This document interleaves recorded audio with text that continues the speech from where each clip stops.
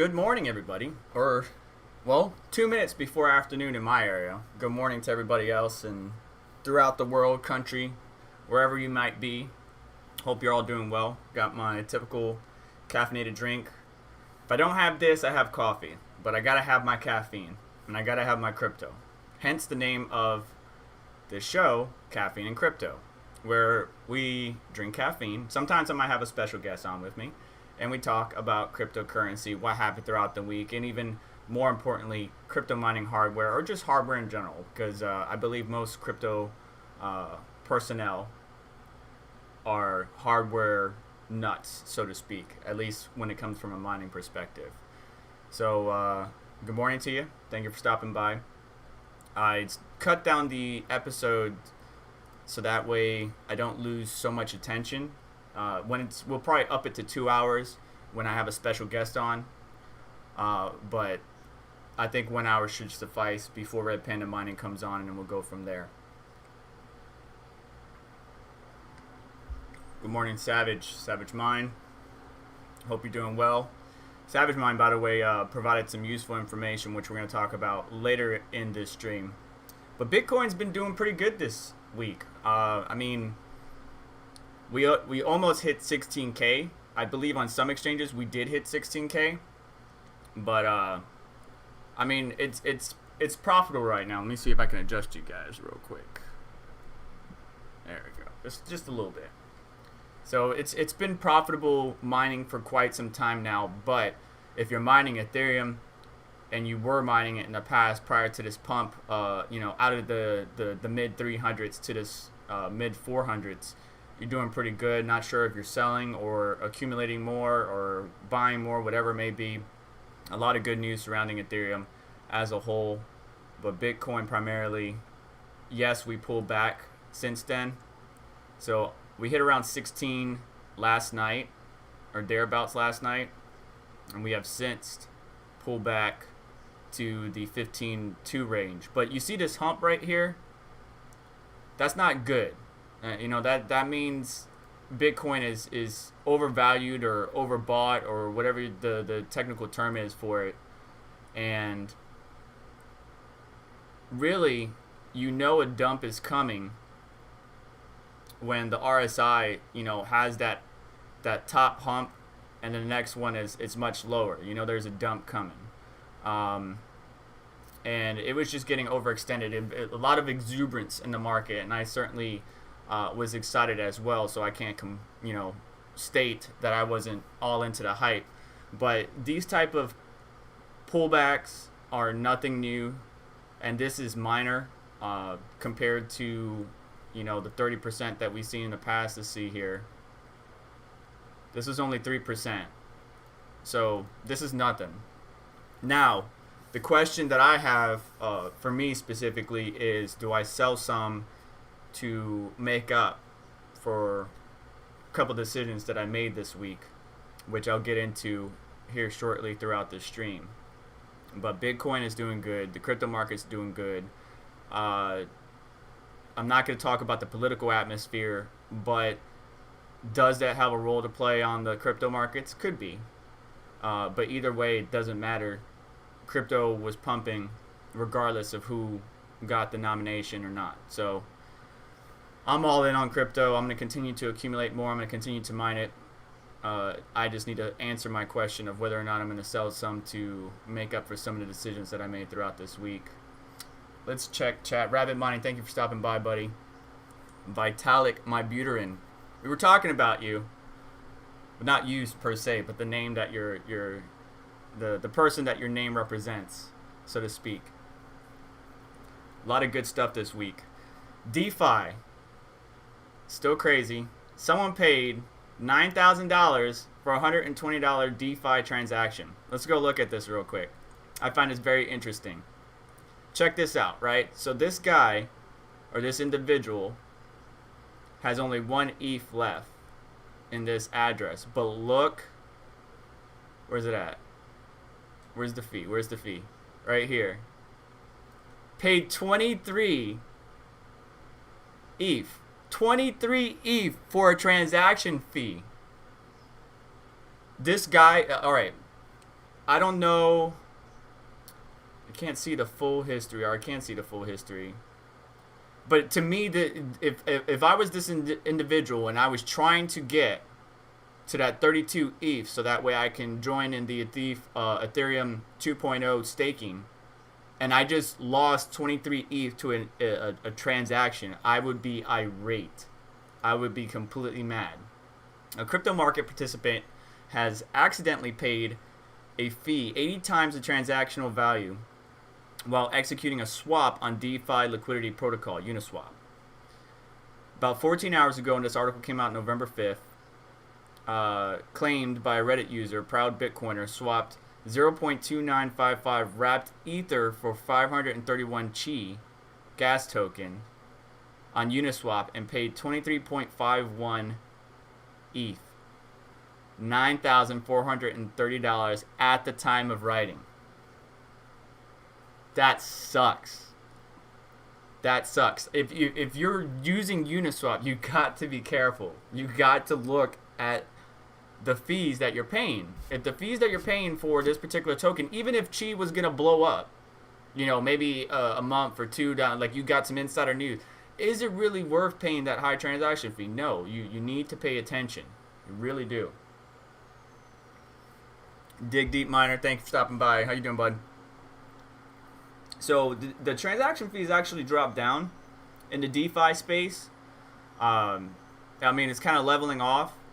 It's still, for some transactions, a little bit higher than what I would like, but just it's calming down. Binance, and this is another DeFi situation, Binance recovers $344,000 from a scam DeFi project launched on its platform. Cryptocurrency exchange Binance says it successfully followed the money trail left by the operator of the scam decentralized finance or DeFi project and recovered nearly all the stolen funds. And it announced on Thursday, which again this article is on November 4th, today is the 7th, so 3 days ago, it gained custody of the 99% of the $345,000 worth of cryptocurrency stolen by the purported automated market maker WineSwap in October. Having raised the funds at launch, a Binance Smart Chain in October, the operator fled with users' cryptocurrency within an hour. Give me your money. I'll see you later. The so-called exit scam was executed by moving 19 different cryptocurrencies held in WineSwap addresses to a personal address belonging to the bad actor. The various coins were moved via cross-chain transfers from Binance Smart Chain to Binance Chain and then to Ethereum, according to Binance. A small portion of funds was moved to two exchanges as well as a Binance Bridge, a service that provides access to inter-blockchain liquidity for decentralized applications on Binance Chain. Binance said its security team closely followed the transactions and managed to identify the malicious actor. By then, the scammer had nearly converted all of the funds into stablecoins as well as BNB Coin, Ether, and Chainlink. Analysis of the transfers to and from WineSwap allowed us to identify which addresses fell victim to the scam and calculate exactly how much was owed to them.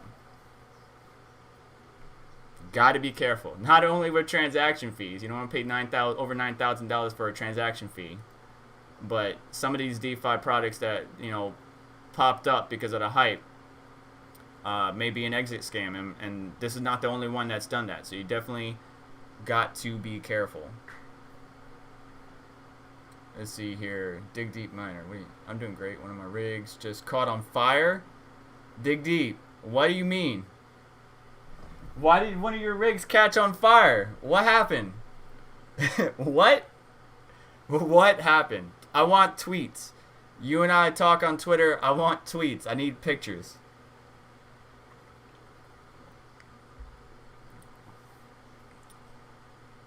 Tony Mock, thank you for stopping by, bud.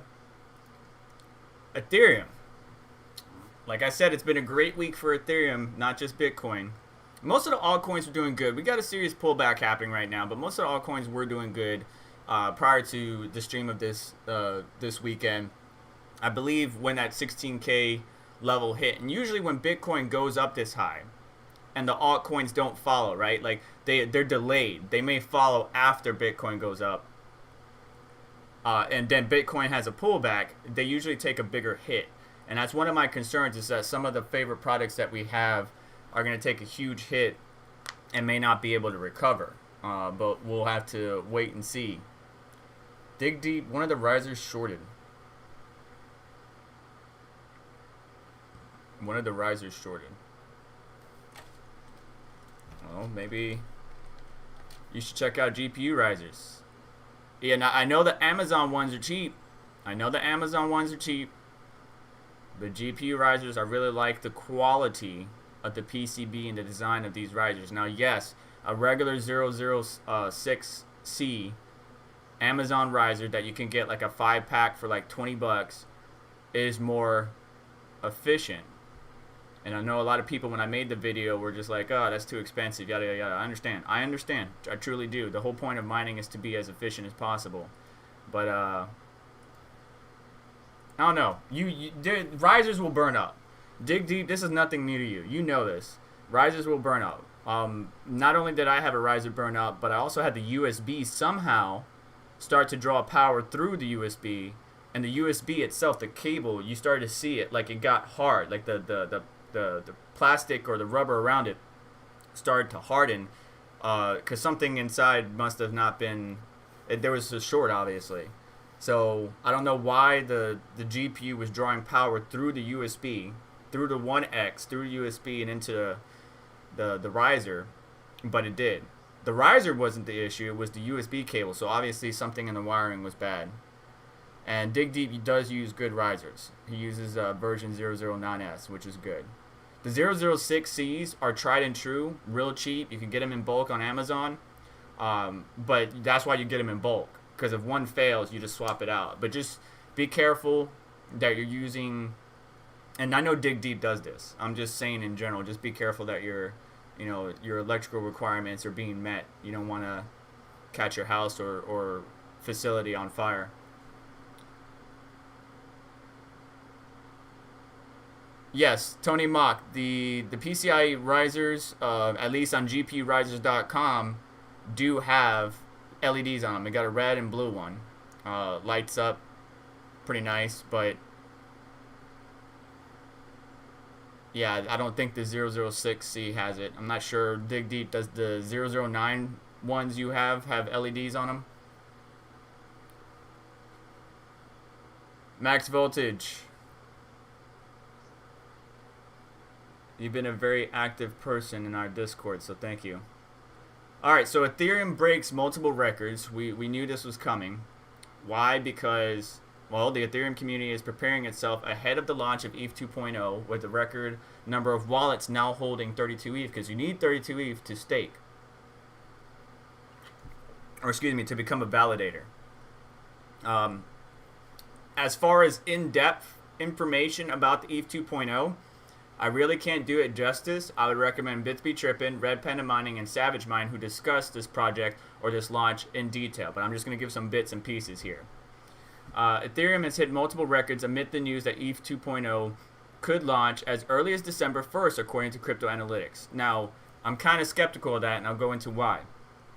Today was the launch, which this was November 5th, of the deposit contract introduced the ability for users to deposit 32 ETH required to participate in staking. ETH 2.0 Beacon Chain Genesis will take place on December 1st if at least 6,384 deposits of 32 ETH each are received. The total is 524,288 ETH, worth about 200 million. Now, it needs to be deposit not on the 1st, not like if we're at 16,000 by December 1st and then 380 more deposit another 32, that's not going to work. Savage Mind made a key observation. Let's see here. 7 days prior to December 1st. Okay. So we need 16,384 32 ETH validators deposited 7 days prior to December 1st. If not, the Genesis will be triggered 7 days after the threshold has been met. So if you're interested in participating, you want to get it in there. Don't wait till the last minute. Unlike some people, I do not have 32 ETH. so I can't participate. However, there are going to be other options in the future, so I'm not really worried about it. Now, what I'm concerned is that everybody's going to be sitting there waiting for us to get close to that mark before they actually participate, rather than just go ahead and going forward with it, because they want to test the waters and see how it goes. But they really shouldn't be cautious. Don't wait till the last minute to try to get in if you do want to participate and become a validator. So we've seen an increase in overall Ethereum wallets, or at least Ethereum wallets that are holding over 32 ETH. This means about 13% of all addresses currently holding more than 32 ETH will need to participate in order to launch the staking. So we need more. Should this amount not be met, the launch will be postponed until 7 days after the threshold is hit.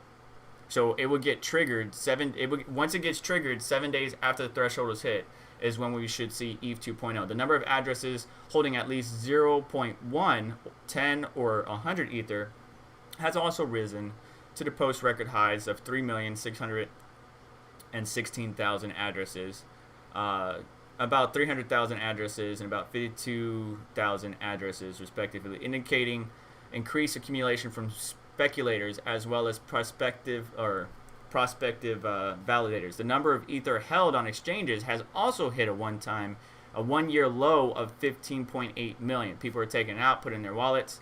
Willy Woo said earlier this month he believes that when the number of coins held at the exchange drop, it's a sign that new buyers are coming in to scoop the coins off the markets and moving them to cold storage, which is where you really want to store your mass amounts of crypto. 32 ETH is a lot of money right now. So you do not want to keep it on an exchange that could possibly get hacked or something happen. So if we times 32 ETH, let's say 430, that's $13,000. You definitely don't want to keep that all in one exchange or in one place. You really want to keep it in cold storage. So ETH is starting to get going, right? We got the capability of becoming a validator by depositing 32 ETH, and I believe here's the address right here. And look at all those. What is that question? That exclamation mark? Error in transaction reverted. Interesting.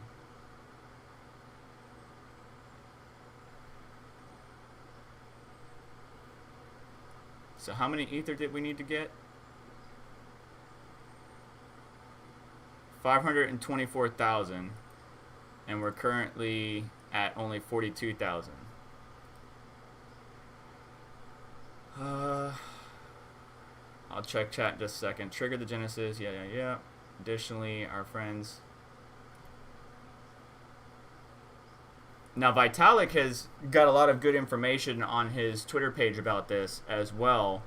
You know, I would challenge you to always check official sources, but I trust Bitsby Trippin, Red Panda Mining, Savage Mine, and a lot of those in the community who provide kind of like the basic cliff notes of what ETH 2.0 is. I talked about it in a recent video. I'm not too worried about it because these two chains, the proof of stake chain and the proof of work chain, at least for the short interim, even when it goes live, is going to operate parallel to each other. So we'll still be able to mine Ethereum, at least I believe, for a while. Use launchpad.ethereum.org. Do not send it to this address, is what Savage Mind says. This is why I tell people to check out those sources. And it actually says it on Twitter. Let me see here. Where did he say it? Right here. Reminder, if you want to stake on Beacon Chain, you must use Launchpad at launchpad.ethereum.org and the link command line deposit generator to deposit. You cannot just send 32 ETH to the contract. That's probably why these transactions failed. These people are sending it directly to the address when they should be using Launchpad. Can you not link it? You're a moderator.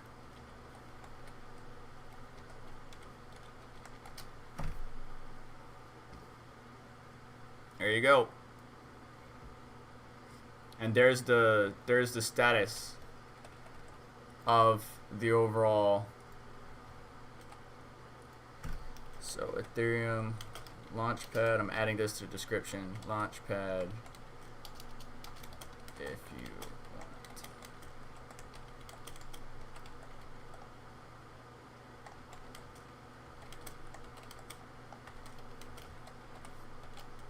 Alright.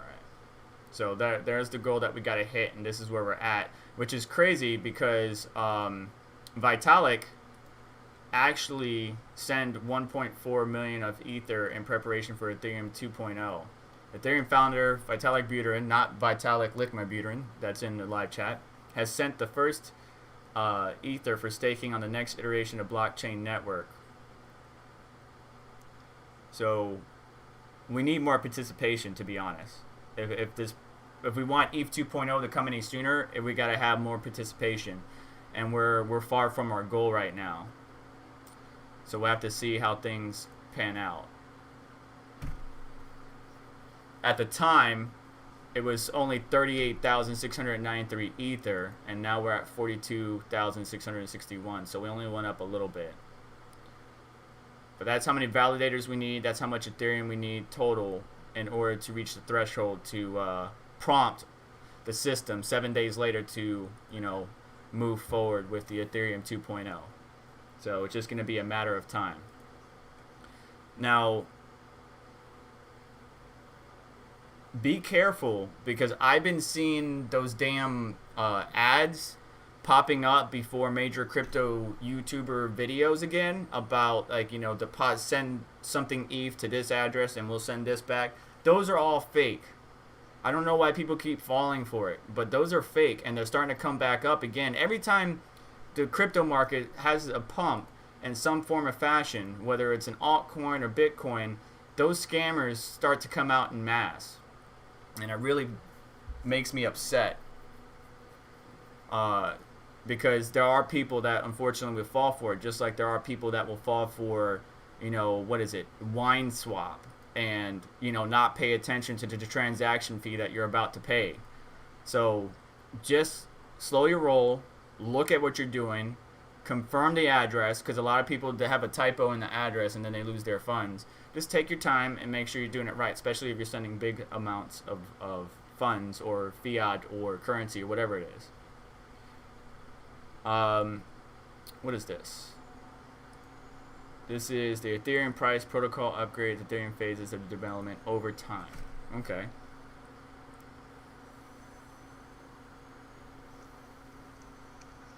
Constantinople, Istanbul, Mirror Glacier, Serenity Phase 0.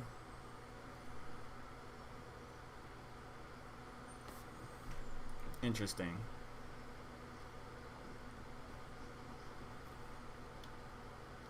So the countdown has begun. It's probably going to take some time to get there, but once we get there, we can expect the chain to move forward, or the team to move forward with ETH 2.0. For miners, though, I know that's a concerning factor, because we want to continue to, enjoy these profits, right? Because right now, it doesn't really matter if you're on Nvidia, right? Ethereum Classic, Ethereum, Nice Hash Ethereum, or AMD. Guess who's the top guys? Ethereum, or Ethereum Classic. Now, in a video regarding ETH 2.0 and possible upgrades and stuff like that, I did say something that I'm not sure if the Ethereum Classic community or the dev team is paying attention to. But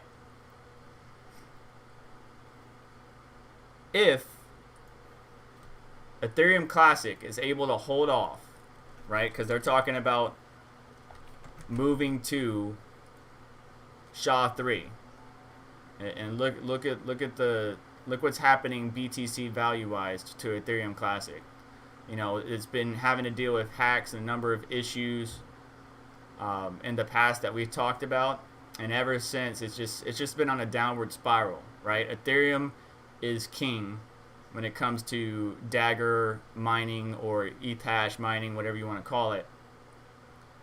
But if Ethereum Classic does not move to SHA-3 and can just hold off to ETH 2.0 goes live, you're going to have a flock of miners go to Ethereum Classic. And that will be a benefit, because one of the reasons why Ethereum Classic was so susceptible to targets is because its network hash rate. I mean, right now its network hash rate is it's still around 4 terahash. When it was manipulated, so to speak, it was around 2 to 3 terahash. So it's not much, because if we look at Ethereum, their network hash rate is 238 terahashes versus 3.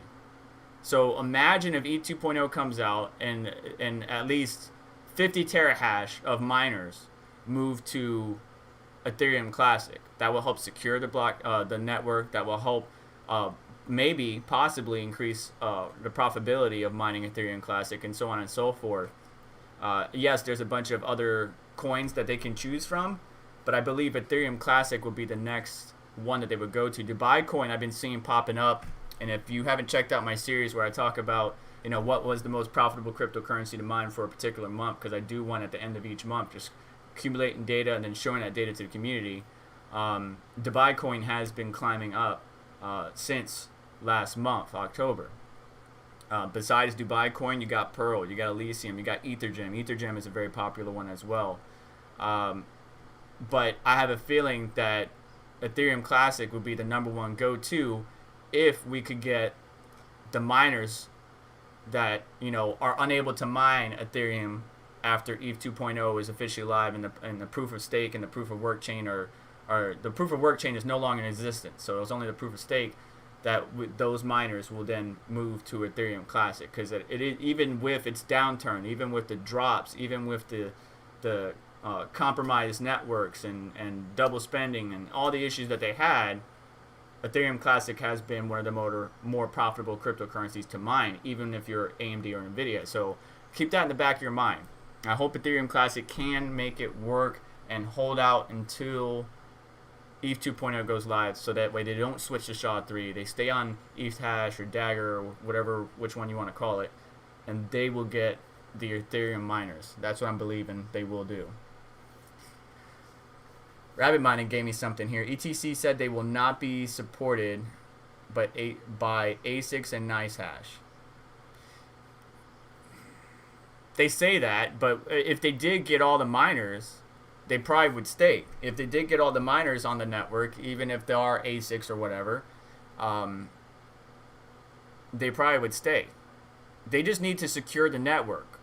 They need to secure the network, and a GPU miner doesn't have too much incentive to mine Ethereum Classic when its bigger brother Ethereum is more profitable and there's more gain in it per se. If I mined a bunch of Ethereum when it was around $150 and now it's around $450, I'm selling those profits. But everybody has their own opinion. My opinion is my opinion. If we disagree on it, great. Let me know in the comments, whether you're watching this now or in the future, what your thoughts are as far as Ethereum Classic, and whether or not they should move to SHA-3 or try to hang out till ETH 2.0 comes along. Wow, Rabbit Mining says scammers in Canada are now asking for ETH transfers through the phone.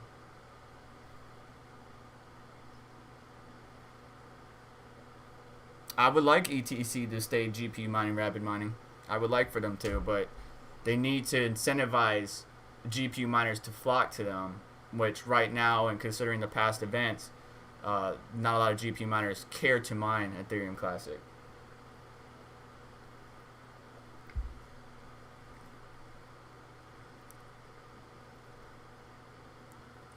I'm going to keep it moving forward. I'll look into that, though. Rabbit Mining.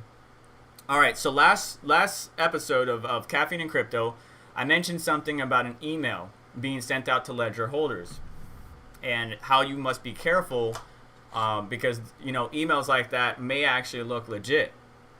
And some people fell for it, unfortunately. Some people caught it and were just like, wow, that was close. But some people unfortunately fell for it. Ledger owners lose 1.1 million XRP to a scam site. A major leak of an email and personal information earlier this year, Ledger customers are experiencing a surge in phishing attempts. These phishing attempts have increased, and this is my personal opinion, because we have a rise in unemployment, and because we have a rise and a certain amount of different negative variables because of the pandemic.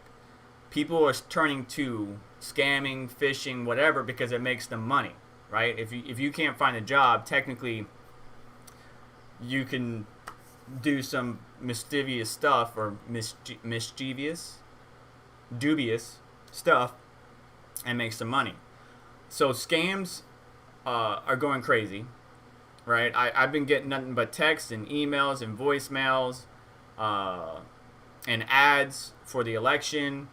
Not all of them truthful information. I've been getting calls for a car that I don't even own anymore, that I sold 6 years ago, trying to tell me that I need to buy a warranty and I need to do this and I need to do that. I've been getting text messages saying that, hey, you have, $4,000 that could be transferred to your checking account. Click this link. No. Why would you fall for that? Cash App, my mom got one saying, we'll deposit such and such money into your account via Cash App. Click this link. And then we have emails that were so Ledger itself, your device wasn't hacked, but the information, like when you go to ledger.com and you order, you got to put in your email and personal information. That info was compromised. So they know your email, they know your name. They send you a fake email, try to make it as legit as possible, and it offers you a link. The phishing attempts and scams against Ledger wallet owners are on the increase, and one such scam netted it, about 1,150,000 of XRP. The scam used phishing email that directed users to a fake version of the Ledger website that substituted, like, the letters. Like, if you got to pay attention to the URL.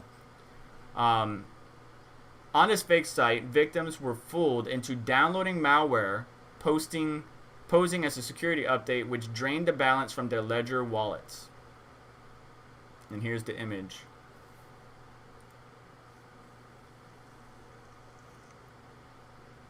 You see that E?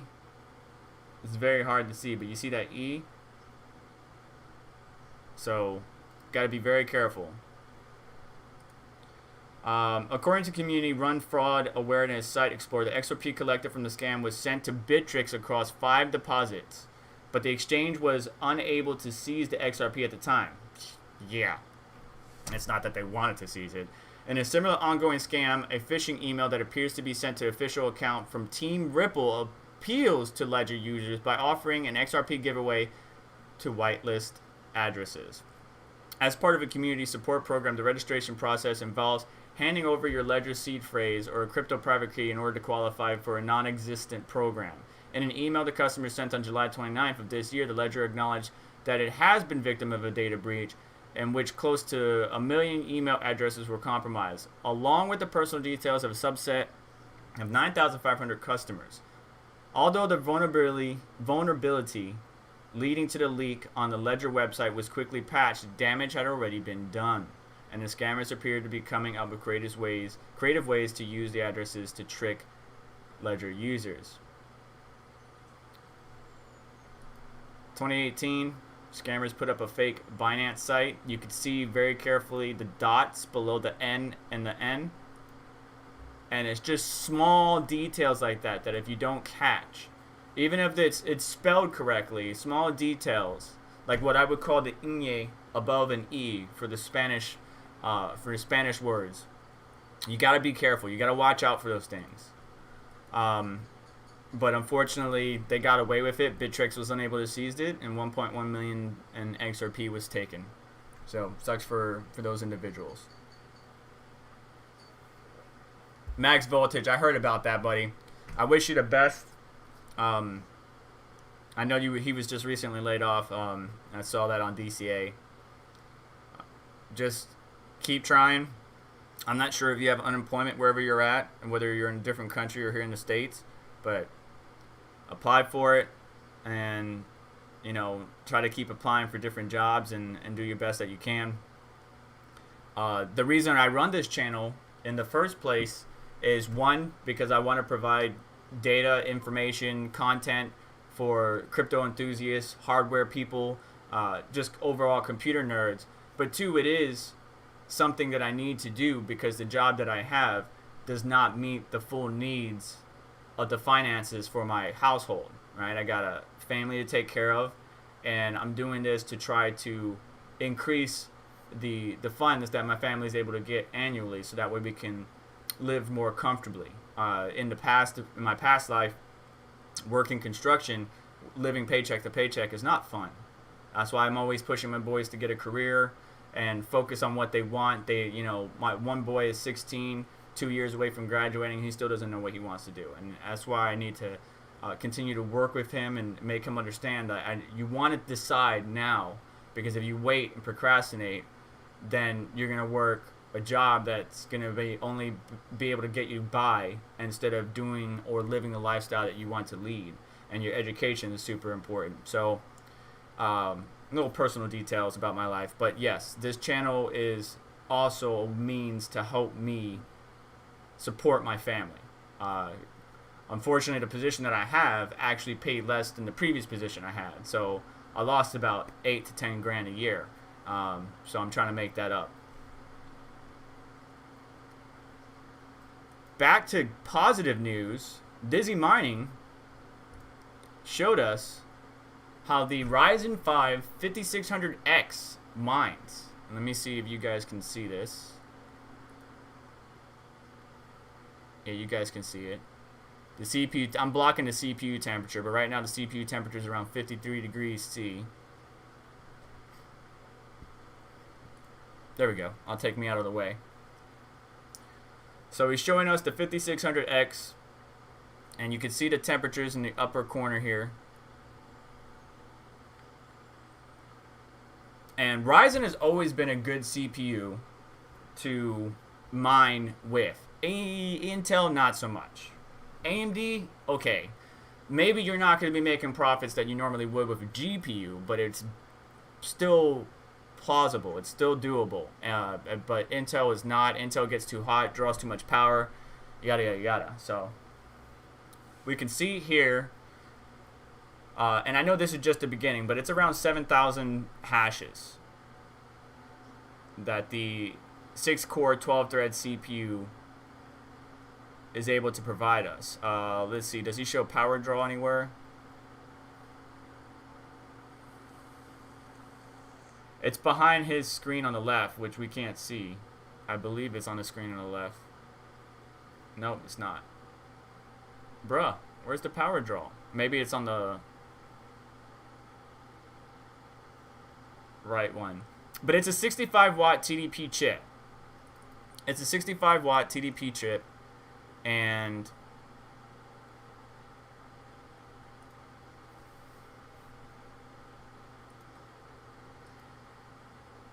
it can get up to, I think, 90 if you overclock it. And this one right here is a 105-watt TDP chip. And this is the 5900X. Now, I got some good news for you. Let me go ahead and move myself out of your way. But let's focus on this right now. So this chip is getting a little bit hotter. It is a 1224. It is a 12-core, 24-thread chip. Ryzen 5900X. Yeah.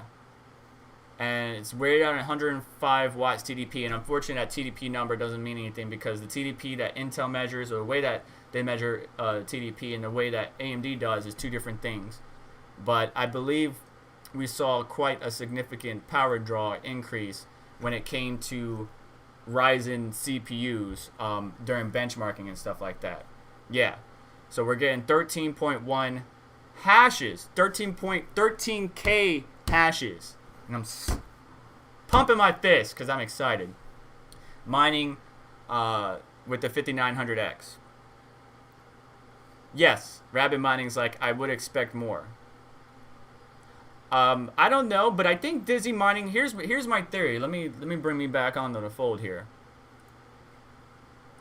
Here's my theory. I think Dizzy Mining is a computer hardware reviewer, right? So he's a tech tuber that also likes to mine, but he doesn't like to publicly show that he likes to mine, because if he shows his community on the hardware side that he likes to mine, you know, you tend to get some angry customers, so to speak. He always has hardware on launch day, and he's always posting videos like this, whether it's GPUs or CPUs. So I think he's a tech tuber that gets this hardware for testing and gaming and performance, and then he just turns around and makes a video with no sound, no face, no nothing, not his voice, just showing the performance of this hardware. So that's what I think. I think Dizzy Mining, if you ever watch this, hit me up, bud. I would like to talk to you, and your secret is safe with me. If that is the case, your secret's safe with me. I would like to get my hands on this hardware, which, by the way, I do have something for you, but I gotta make sure I don't show it to you.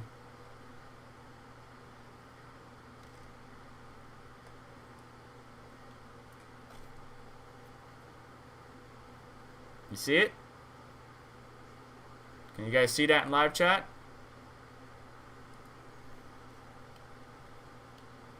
There's also one other problem. I also bought a 5900X, but I only have one B550 motherboard. So there's gonna come a time where I need to decide what I'm gonna do. So I got the 5600X, which originally was gonna be for Joey's computer, but then I got the 5900X because it was going that quick. I mean, just like with the 3000 series and what we experienced, the CPUs were gone within 15 minutes. Like Newegg, first one was stock was gone. Then it was like, oh, go to Best Buy, stock was gone. Oh, go to Amazon, stock was gone. The 5600X was the only one that stood from 9 o'clock to 9:15 or about 9:20. The 5900X gone within seconds. But luckily, I was able to secure one. The only problem is it's probably not going to be here for a while. I don't expect to see it till December. So what I'm going to do is I'm going to get the 5600X, build the Ryzen system with that motherboard that I showed you. I don't know if it was last Caffeine and Crypto or the one before, the ASRock B550 Steel Legend motherboard, and do some testing on that and everything. But then I did another impulse thing. I did another one. I bought another 3080. I can't help it. It was a good deal, all right? It was all of a sudden Newegg bundled deals, Gigabyte power supply, Gigabyte card, 3080, $760. Just it happened. I don't even know what to say. I was laying in bed, right? I already got the 5600X. I already got the 5900X. I already had the Founders Edition 3080, which is now with my friend Matt, who paid me for that card. But as soon as the bundle came up and it was add to cart, my finger just clicked it. So I'm sorry. But I'm going to do some testing of the 3080, the 5600X, the 5900X. And some of those videos may be gamer related or tech related, which I would like to provide that data or information to you guys. That's the reason why, again, this channel exists. But really, if you're hunting for a 3080, one of the better things that I can recommend that Chancoin mentioned last time, and Chancoin, thank you for stopping by, bud, is jump onto my Discord. In my Discord, I have multiple channels set up for monitoring stock of our favorite devices, whether you're in the US, Canada, Europe. I have channels set up in there for you guys to monitor stock for all of those. And I'm putting the Discord only in live chat. I have not posted it anywhere else because I don't want bots. And I noticed that when I do my end of the month reviews for the most profitable cryptocurrency, there's a bunch of people in there. It's like, oh, this person, WhatsApp, and they did this, and they got me this, and 3 Bitcoin, and blah, blah, blah. Dude, I seen those on Savage Mind's videos. And Savage Mind, if you see any comments disappearing or responses disappearing, that is me. But I only reported a small portion of them, and it's 100% a scam. But I'm not removing comments because I know Red Panda had that issue where he had a bunch of moderators, and all of a sudden stuff started getting removed from his website or his videos. I saw the same scammers that were on my videos on your videos, so I started reporting them. if they were removed by YouTube because they got reported. But I see them all the time, and I don't want my Discord. I don't want to put it in the description of this video. I don't want to put it on Twitter, because then we got a bunch of frauds and fakes that join us in Discord and try to target you guys or the community and you know, taking advantage of you, which I do not 100% want to happen.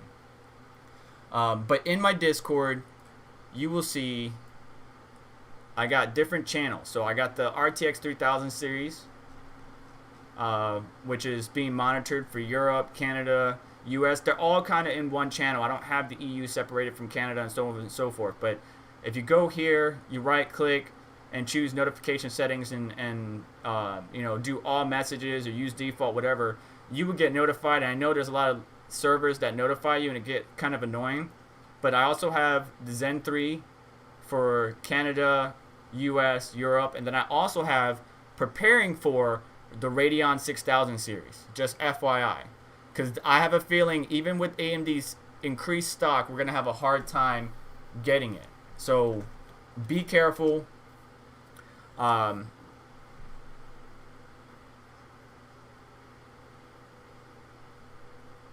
yeah, 3070.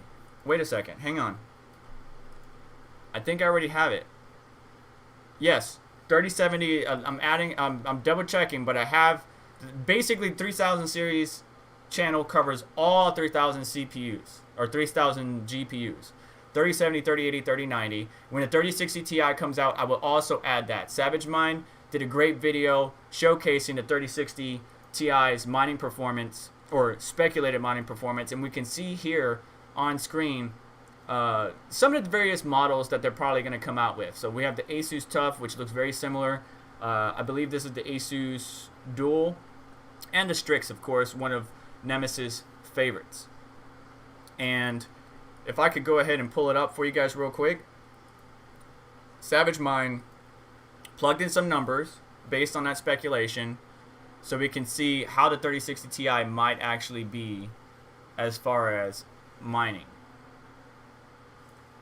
And we can see here the 3060 Ti speculation, of course, maybe drawing about 115 watts hash per watt. Look at that number. I believe it's expected to have 8 gigabytes of memory. Yep, 8 gigabytes of GDDR6 memory. So just like the 1660 Ti and 1660 Super is like the best performance per watt NVIDIA GPU, and you know, the RX 580 and the RX 5700 and 5700 XT are the best performance per watt GPUs from AMD. The 3060 Ti is going to be, I believe, that next sweet spot. The 3080, it's just priced too high, even though it does get, you know, you can get 95 mega hash with it. It's just drawing too much power. The 3070 is underperforming in my eyes, you know, because you could just get an AMD GPU that would just beat it out, right? Like the 5700 or 5700 XT. The 3060 Ti is going to be the next best thing in my personal opinion. AMD's new 6000 series is definitely going to be something that's going to take the fight to Nvidia. And we got about 13 minutes before Red Panda Mining comes on. I mean, the AMD GPUs are looking so dang good. And unfortunately, we won't be able, as miners, we won't be able to utilize all the great features that these AMD GPUs are going to come with, right? For example, Rage Mode, Smart Access memory, where the CPU has direct access to the GPU memory. All of that stuff is not going to play any part in advancing or increasing performance in mining. If you want, I will test it, because I plan on using the B550 motherboard with the Ryzen 5900X or 5600X, whichever I have in the system at the time, and a 6000 CPU or GPU to see, and then maybe I'll swap it over to the 9900K system and go from there. But I don't believe those are going to perform any. They're not going to give us any advantage. But the 6000 series GPUs are going to be phenomenal. So the 6800 non-XT is basically a competitor to the 2080 Ti and just under the 3080, while the 6800 XT is a 3080 competitor, and they just swap blows. Depending on the title, they just swap blows. As far as mining though, looking at our buddy Savage Mind's chart, we don't think it's going to hit too crazy of a mega hash. Like the 6800 XT, 75 sounds about right. The 6800, do you have the 6800 in here? Did you hide the 6800? I believe he hid the 6800. I believe the 6800 is going to be the best bang for the buck, and I think maybe he called it this, the 6700 XT. I think it's going to be the best bang for the buck, but I believe it's going to be more hash rate than we were thinking. But this is just stock hash rate. I noticed that Igor's lab, our favorite guy that showed the, you know, him and his team do a great job and doing reviews and stuff like that, but the more power tool and the power play tables or the red BIOS editor is going to be modified. I'm pretty confident it's going to be modified, and we'll be able to do the same thing we did with the 5700. So we were able to bring the 5700 up from 51 mega hash to around 60 on the XT version, and around 50 mega hash to about 58 on the non-XT. Imagine what we could do bringing, you know, a card that's doing 55 mega hash or 56 mega hash up. We might be able to hit, you know, 65 or 75 or 85 depending on the model. So just hang tight. You know, that all these numbers that we're throwing at you is just speculation, but the 6800 is going to be the best price to performance GPU in my personal opinion.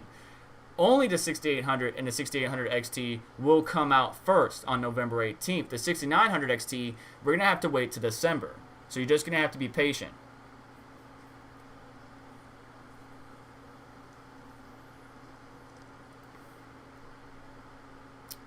Bear with me, guys. ChanCoin just sent me this.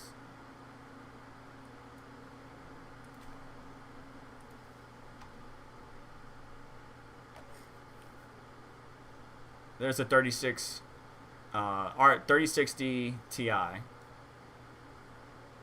16 teraflops, 8 gigabytes of memory, 14 gigabit per second, 256-bit bus. So this GPU is going to cost around $400, but I believe it can actually get on the heels of the 3070 as far as mining performance. And if we can get the wattage down to, you know, sub 150, that'd be really good. That'd be I mean, it won't be really, really good. It'd be decent for Nvidia GPUs. I still think the 1660 Ti, 1660 Super, if you're interested in building a decent price to performance mining rig, will probably be the better option. But I think the 3060 Ti, when it comes out, is going to be something that is going to be good for mining, as ChanCoin says. Back to the 6000 series.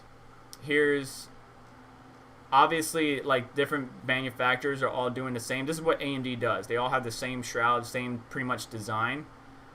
Here's Asus with their sexy water cooling Asus Strix. They're normal air Strix. They're tough.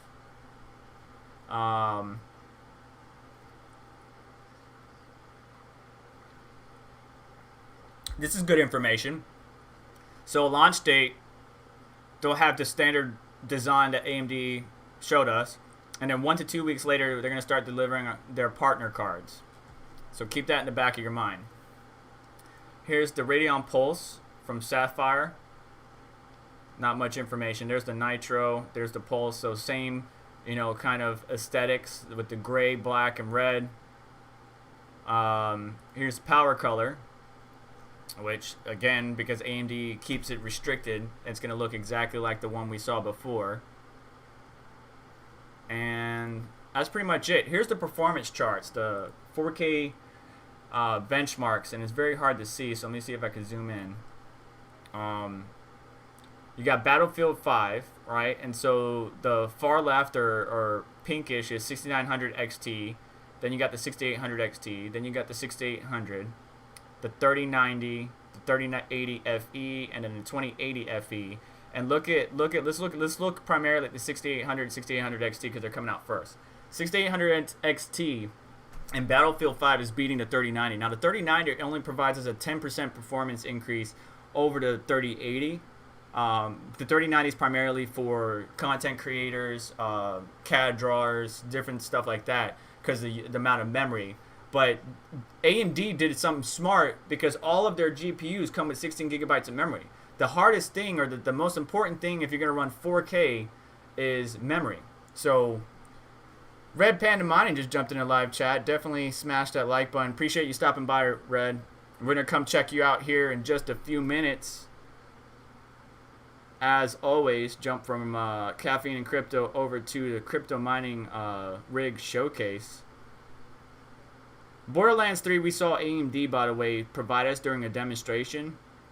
And the 6800 XT was the card that they used in that demonstration. And it showed performing on par or greater than the 3080. And that wasn't even their top-of-the-line card.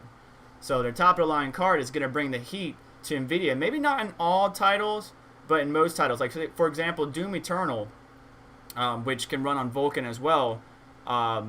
You know, it's on par. At least the 6900 XT is on par with the 3090, and the 6800 XT is on par with the 3080. But just because the gaming performance is on par or better does not mean that we should see an equivalent in hash rate performance, unfortunately. I wish it was that way, but I don't think it's going to be that way. Let me zoom out. Hang on one second.